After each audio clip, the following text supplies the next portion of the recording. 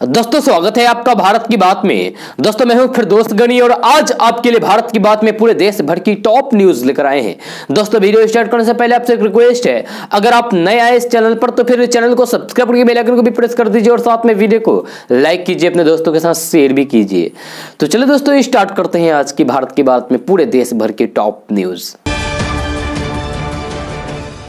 दोस्तों Rafale deal के मुद्दे पर केंद्र की मोदी सरकार को सुप्रीम कोर्ट से बड़ा झटका लगा है। जी दरअसल सुप्रीम कोर्ट ने इस मामले में याचिकाकर्ता द्वारा पेश किए गए दस्तावेजों को मान्य करार देते हुए सरकार की आपत्ति को खारिज कर दिया। जी हां, सुप्रीम कोर्ट के इस फैसले के बाद राफेल डील पर सरकार को सुप्रीम कोर्ट से जो क्लीन चिट मिल गई थी उस पर संयम के बादल मंडराने लगा। राफेल डील के मुद्दे की फिर से जांच के लिए याचिका पेश करने वाले अरुण शौरी ने बताया कि हमारा कहना था कि क्योंकि ये दस्तावेज रक्षा से जुड़े हैं इसीलिए उनकी जांच होनी चाहिए। कोर्ट ने सबूत मांगे थे और हमने वो मुहैया करा दिया है, इसीलिए कोर्ट ने हमारी याचिका को स्वीकार करते हुए सरकार की आपत्ति को खारिज कर दिया है। आपको बता दें कि सरकार ने फ्रांस के साथ 36 राफेल फाइटर जेट की डील की है। एनडीए सरकार से पहले यूपीए सरकार ने फ्रांस के साथ 126 राफेल लड़ाकू विमानों की डील की थी, जिसमें एनडीए सरकार ने लड़ाकू विमानों की संख्या घटाकर मात्र 36 ही कर दिया था।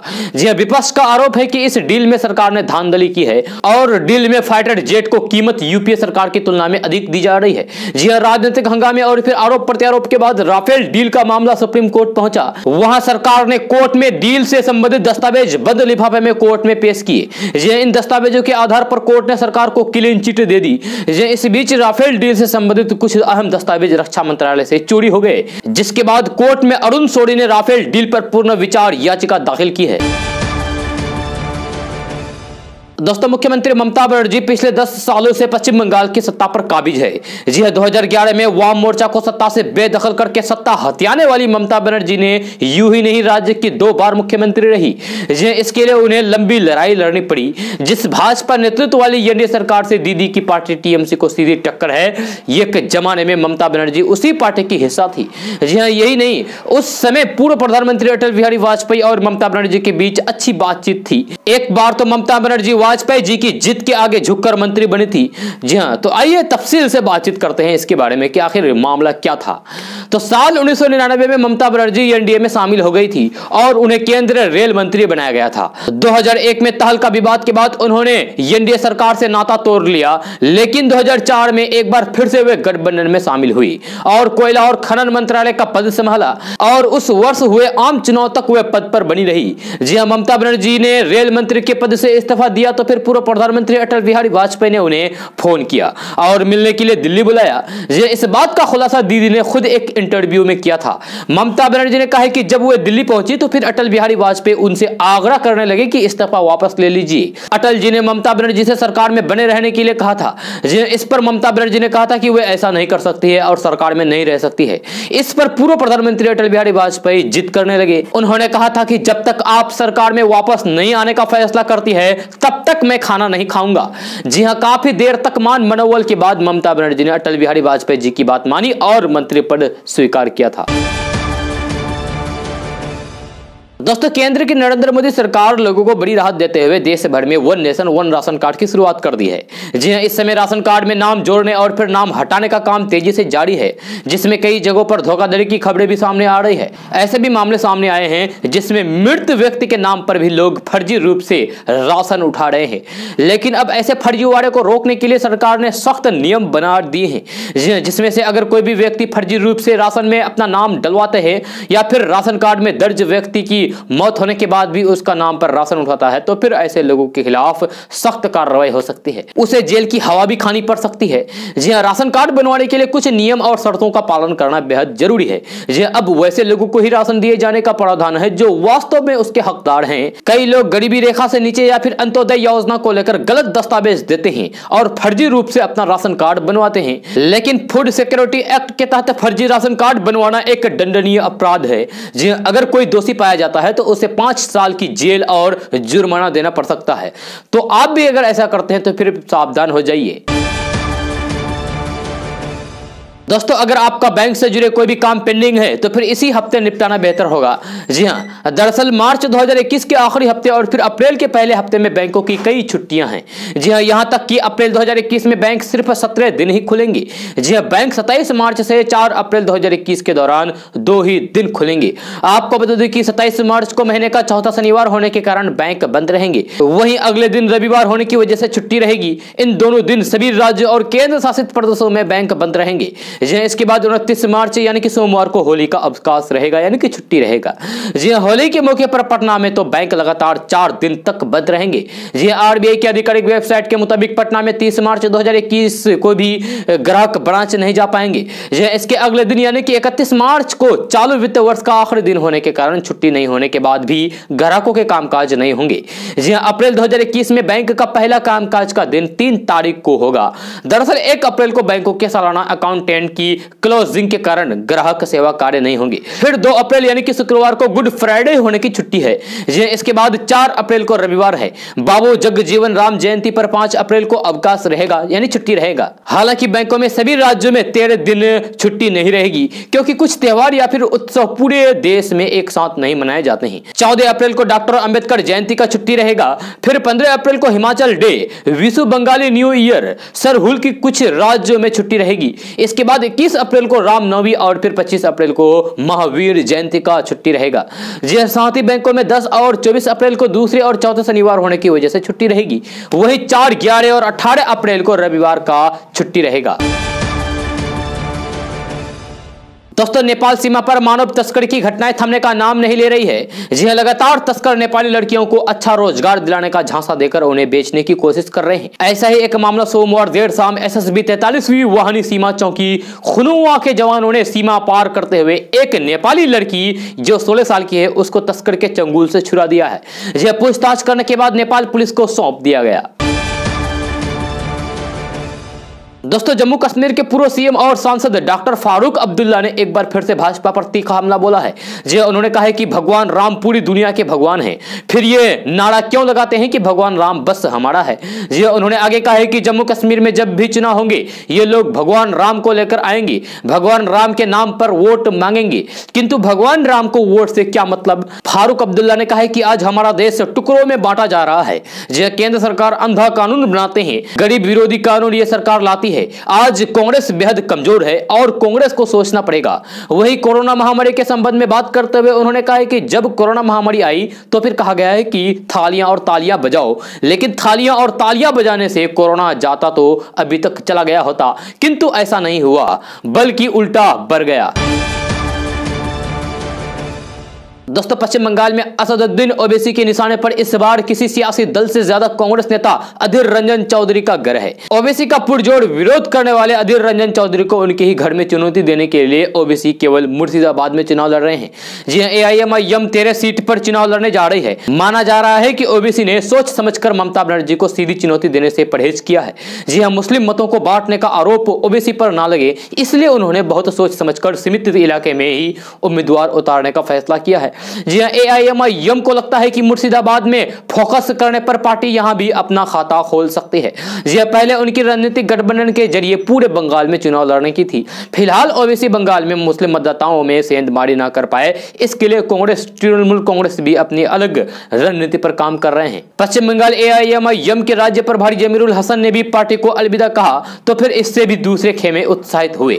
जी हां, उधर भाजपा का मानना है कि ओवैसी के चुनाव मैदान में आने से लड़ाई दिलचस्प होगी। जी उनके भाषणों के आधार पर भाजपा अपने ध्रुवीकरण के एजेंडे को धार दे सकती है। जी गौरतलब है कि मुर्शिदाबाद में विधानसभा के कुल 22 सीटें हैं, जिसमें से कांग्रेस से पिछले चुनाव में 14 सीटों पर जीत दर्ज की थी। जी मुर्शिदाबाद अधीर रंजन चौधरी का घर माना जाता है। बंगाल में 2011 का चुनाव हो या फिर 2016 का, अधीर रंजन अकेले दम पर कांग्रेस को इन इलाकों में जीत दिलाई। दोस्तों केंद्रीय गृह मंत्री अमित शाह ने मंगलवार को पश्चिम बंगाल के गौसाबा में मुख्यमंत्री ममता बनर्जी और टीएमसी के सरकार पर जमकर निशाना साधा। जी हां, अमित शाह ने भाजपा उम्मीदवारों के पक्ष में जनसभा को संबोधित करते हुए कहा कि ममता बनर्जी ने पश्चिम बंगाल के विकास के लिए कोई भी काम नहीं किया है। उनकी पूरी निगाह सिर्फ और सिर्फ भतीजों को आगे बढ़ाने पर है। जी हां, अमित शाह ने इस दौरान रविंद्रनाथ टैगोर और सत्यजीत रे के नाम पर पुरस्कार दिए जाने का भी ऐलान किया है। अमित शाह ने कहा कि हम नोबेल पुरस्कार की तरह टैगोर पुरस्कार और ऑस्कर के तौर पर सत्यजीत रे पुरस्कार बनाकर बंगाल के 2 महान सपूतों को बड़ी श्रद्धांजलि देने वाले हैं। वहीं कोलकाता को सांस्कृतिक राजधानी के तौर पर विकसित करेंगे। इसके लिए 11,000 करोड़ रुपए खर्च किए जाएंगे। अमित शाह ने ममता बनर्जी सरकार पर भ्रष्टाचार के आरोप लगाते हुए उन्होंने सरकार बनने पर, काम करने पर जो वादे किए थे उन्हें पूरा नहीं किया है। जो वो हिसाब नहीं देना चाहती है, वो सिर्फ भतीजे को मुख्यमंत्री बनाने के लिए लगी हुई है। दोस्तों, 3 कृषि कानूनों के खिलाफ 4 माह से टिकरी बॉर्डर पर चल रहे किसान आंदोलन के बीच अब अनेक तंबू और ट्रॉलियां एसी रूम में बदलते जा रहे हैं। इससे निगम की लाइनों पर बिजली का लोड भी बढ़ रहा है, लेकिन इस तरीके की स्थिति खुद किसान संगठनों के नेताओं को भी मंजूर नहीं है। जी हां, यही वजह है कि कई दिनों से किसान संगठनों के नेताओं द्वारा एसी ना लगाने की अपील की जा रही है, मगर विडंबना यह है कि उनकी इस अपील का कोई भी असर नहीं दिखाई दे रहा है। ऐसे में सवाल यह भी उठ रहा है कि क्या आंदोलनकारी के लिए उनके अपने नेताओं की बात का कोई मोल नहीं, या फिर नेता ही प्रभावी अपील नहीं कर रहे हैं। ये मसला हर मीटिंग में उठ रहा है, लेकिन परिणाम कुछ नहीं निकल रहा। जी अब तो कई नेता ये भी कहने लगे हैं कि आंदोलन स्तर पर जो किसान एसी के बिना नहीं ठहर सकते, वे खुद वापस लौट जाए अपने घर और उनके परिवार के दूसरे सदस्यों को यहां भेजे। जी पंजाब के किसान नेता बलदेव ने यह अपील की है। आपको बता दूं कि आंदोलन स्तर पर कई ट्रॉलियों में एसी लगा है, तो बाईपास पर पार्क और दूसरी जगहों पर आंदोलनकारियों ने ऐसे तंबू बना लिए हैं जो दूर से ही लग्जरी नजर आते हैं। दोस्तों, पश्चिम बंगाल चुनाव में इस बार दीदी को कड़ी टक्कर देने के लिए बहन जी भी मैदान में उतर रही है। जिन्हें चुनावी मैदान में उतरने के लिए बीएसपी ने पूरी तैयारी कर ली है। मायावती की पार्टी सूबे के 294 विधानसभा सीटों में से 220 सीटों पर अपने उम्मीदवार उतार दिए हैं। 220 सीटों पर उम्मीदवार तय करके बहन जी ने साफ कर दिया है कि वे बंगाल चुनाव में पीछे नहीं हटने वाली है। फिलहाल मायावती दिल्ली से बंगाल की सियासत पर नजर रख रही है। साथ ही खबर यह भी है कि मायावती 11 अप्रैल को बंगाल दौरे पर आ सकती है। इस दौरान वे अपने उम्मीदवारों के समर्थन में जनसभाएं भी कर सकती है। दोस्तों, बॉलीवुड अभिनेता सुशांत सिंह राजपूत की फिल्म छिछोरे को सर्वश्रेष्ठ राष्ट्रीय फिल्म का अवार्ड मिला है। जी हां, सुशांत सिंह अब इस दुनिया में नहीं रहे। बीते साल मुंबई में स्थित अपने फ्लैट में वो अपनी जान दे दी थी। जी हां, आज उनकी फिल्म को सर्वश्रेष्ठ फिल्म का अवार्ड मिलने पर उनके पिता के सिंह की आंखें भर आई। जी भावुक पिता ने कहा है कि काश आज वो जिंदा होता। सुशांत सिंह राजपूत की फिल्म को राष्ट्रीय पुरस्कार मिलने से पटना स्थित उनकी कॉलोनी में लोगों की खुशी देखी गई। सुशांत के पिता के सिंह ने कहा है कि बेटे के दुनिया से चले जाने से जो नुकसान हुआ है उसकी भरपाई तो मुश्किल है, लेकिन राष्ट्रीय पुरस्कार मिलने से कुछ खुशी भी हुई है। जी उन्होंने कहा है कि काश आज सुशांत सिंह और उसकी मां जिंदा होती, सुशांत भी जिंदा होते तो फिर कितना अच्छा होता। मां बेटे में जो लगाव था उनकी याद आ रही है। प्यार से उसका नाम गुलशन रखा था, लेकिन मेरा तो गुलशन ही उजड़ गया। जी उनकी सफलता का सपना देखा था, लेकिन बहुत सारे सपने अधूरे रह गए। दोस्तों, कोरोना के बढ़ते मामलों के बीच केंद्र सरकार ने बड़ा फैसला लिया है। जी केंद्र सरकार ने ऐलान किया है कि 1 अप्रैल से 45 साल के ऊपर सभी लोगों को कोरोना का टीका लगाया जाएगा। जी केंद्रीय मंत्री प्रकाश जावड़ेकर ने बताया कि अब 45 साल के ऊपर के लोग कोरोना टीकाकरण के लिए पंजीकरण कराएं।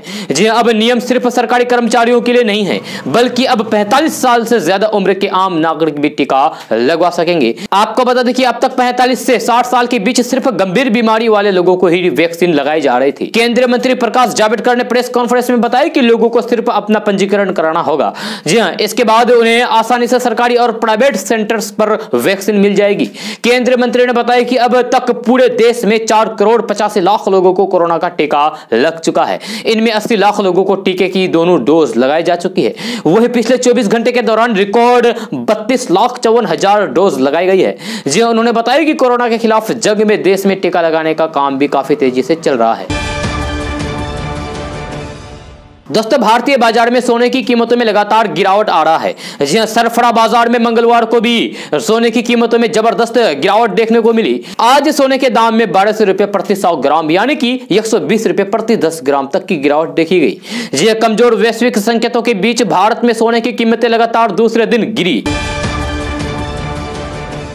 दोस्तों, नए पुलिस कानून और बिहार की खराब कानून व्यवस्था, शिक्षा, रोजगार, स्वास्थ्य को लेकर विधानसभा चुनाव का घेराव करने सड़क पर उतरे राजद कार्यकर्ताओं पर पुलिस ने लाठीचार्ज किया। विरोध में राजद कार्यकर्ताओं ने पुलिस पर पत्थर बरसाए। इसमें दोनों तरफ से दर्जनों लोगों को चोटें आई। राजधानी पटना की सड़कों पर भारी उपद्रव, पत्थरबाजी और लाठीचार्ज के दौरान तेजस्वी और तेज प्रताप यादव पिकअप वैन पर हेलमेट लगाकर चल रहे थे।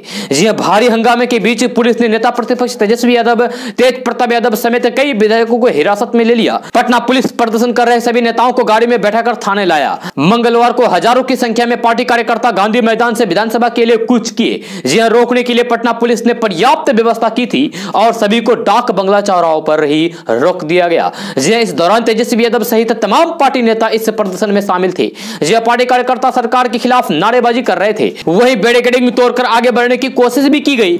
जी हां, उन्हें रोकने के लिए पुलिस की तरफ से वाटर कैनन पानी की बारिश की गई। जी हां, भीड़ को तितर बितर करने की कोशिश की गई, लेकिन यह कोशिश भी पूरी तरीके से नाकामयाब साबित हुई। जी हां, कामयाब साबित नहीं हुई। सारे कार्यकर्ता एक बार फिर से एकजुट होकर सरकार के खिलाफ जमकर नारेबाजी की।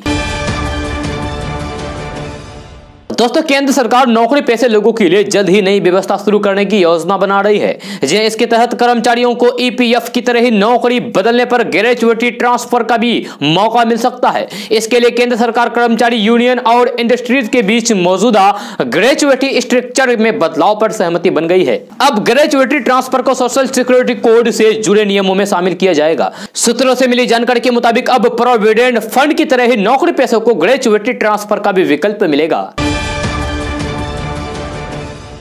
दोस्तों, भारतीयों की थाली में से दाल गायब ना हो, इसके लिए केंद्र सरकार ने दाल का आयात बढ़ाने का फैसला किया है।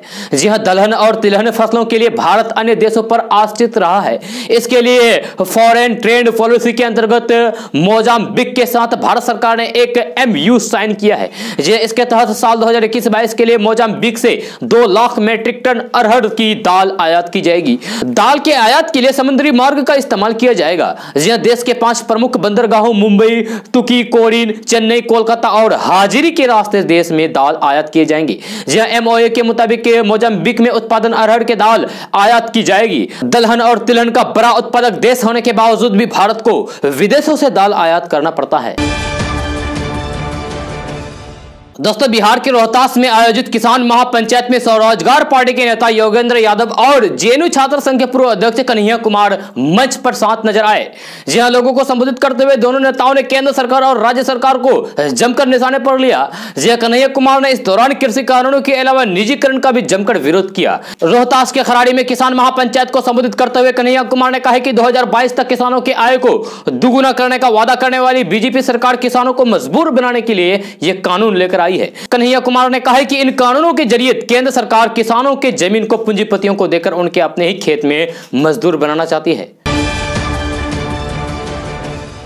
दोस्तों, महंगे पेट्रोल डीजल से आम आदमी त्रस्त है, लेकिन केंद्र सरकार का जीएसटी यानी कि टैक्स, केंद्र सरकार का टैक्स पिछले साल के मुकाबले 300% तक अधिक बढ़ गया है। जी सरकार ने सोमवार को लोकसभा में यह जानकारी दी है। उधर चुनावी राज्य असम से एक खबर आई है। खबर यह है कि रसोई गैस महंगी होने की वजह से महिला श्रमिकों ने लकड़ी जलाना शुरू कर दिया है। जी हाँ, उन्होंने राजनीतिक दलों से मजदूरी बढ़ाने की मांग की है ताकि वे महंगी रसोई गैस खरीद सके। वित्त राज्य मंत्री अनुराग ठाकुर ने लोकसभा में एक प्रश्न में लिखित करके उत्तर में बताया कि केंद्र सरकार ने मोदी सरकार के आने के पहले साल में 2014-15 के दौरान पेट्रोल पर उत्पाद शुल्क से 29,279 करोड़ रुपए और फिर डीजल पर उत्पाद शुल्क से 42,881 करोड़ रुपए की वर्जित किए थे। दोस्तों, बैंक ऑफ अमेरिका सिक्योरिटीज का कहना है कि भारत 2031 तक दुनिया की तीसरी सबसे बड़ी अर्थव्यवस्था होगी। जी हां, वैश्विक स्तर पर काम करने वाली वित्तीय संस्थान ने कहा है कि भारत को कोरोना महामारी के कारण उत्पन्न संकटों से दुनिया की तीसरी सबसे बड़ी अर्थव्यवस्था बनने का महत्वाकांक्षी लक्ष्य हासिल करने में 3 साल की देरी हो सकती है और यह लक्ष्य 2031-32 तक ही हासिल हो सकता है। जी हां, आपको बता दूं कि प्रधानमंत्री नरेंद्र मोदी ने वित्त वर्ष 2024-25 तक भारतीय इकोनॉमी को $5 लाख करोड़ का लक्ष्य रखा था, यानी कि $5 ट्रिलियन। कोरोना संकट के चलते देश का जीडीपी पिछले साल के मुकाबले 15.7% पहले ही घट चुका है। जी भारत इस समय दुनिया में 5वीं सबसे बड़ी अर्थव्यवस्था है। दोस्तों, असम और पश्चिम बंगाल समेत देश के 5 जिलों में विधानसभा चुनाव होने हैं। जी हां, भाजपा ने मंगलवार को असम विधानसभा चुनाव के लिए अपना संकल्प पत्र जारी कर दिया है। भाजपा ने असम के लिए जारी अपना घोषणा पत्र में 2 लाख युवाओं को सरकारी और 8 लाख युवाओं को निजी क्षेत्र में रोजगार देने का वादा किया है। जी हां, साथ ही सुप्रीम कोर्ट के आदेश के तहत एनआरसी को भी लागू करने का वादा किया है। जी हां, यानी कि एनआरसी भी लागू होगी अगर भाजपा बंगाल में सत्ता हासिल कर लेती है। भाजपा के राष्ट्रीय अध्यक्ष जेपी नड्डा ने घोषणा पत्र जारी करते हुए है कि असम में फिर से भाजपा शासित सरकार बनने पर घुसपैठियों को बाहर करने के लिए सुप्रीम कोर्ट के आदेश के मुताबिक एनआरसी लागू किया जाएगा। साथ ही राज्य में उद्योगों को बढ़ावा दिया जाएगा। दोस्तों बिहार स्कूल एग्जामिनेशन बोर्ड यानी कि बीएसईबी इस सप्ताह होली से पहले बिहार बोर्ड इंटर के नतीजे जारी कर सकता है, यानी कि इंटर का रिजल्ट इसी सप्ताह जारी हो सकता है। जी हालांकि बिहार बोर्ड ने अभी तक आधिकारिक घोषणा नहीं की है। आपको बता दें कि बिहार बोर्ड की मूल्यांकन प्रक्रिया 5 से 19 मार्च तक थी। प्रक्रिया अब समाप्त हो चुकी है। जी अभी तक अंक पत्र में स्टूडेंट के अंक चढ़ाए जाने का काम चल रहा था। आपको बता दें कि इस साल 16 लाख उम्मीदवार बीएसईबी 12वीं बिहार बोर्ड की परीक्षा में शामिल हुए थे। शिक्षकों ने कुल 80 लाख आंसर कॉपी चेक की है। जी अभी बिहार बोर्ड कॉपी का वेरिफिकेशन कर रहा है। फिजिकल वेरिफिकेशन के बाद बीएसईबी इंटरमीडिएट का रिजल्ट ऑनलाइन जारी किया जाएगा। दोस्तों आज का न्यूज़ बस यहाँ तक। कैसा लगा जरूर अपना सुझाव दीजिएगा नीचे कमेंट बॉक्स में कमेंट करके। अगर आप नए आए इस चैनल पर तो फिर चैनल को सब्सक्राइब करके बेल आइकन को भी प्रेस कर दीजिए और साथ में वीडियो को लाइक कीजिए, अपने दोस्तों के साथ शेयर भी कीजिए। तो चलो दोस्तों फिर मिलते हैं अगले वीडियो में। जय हिंद।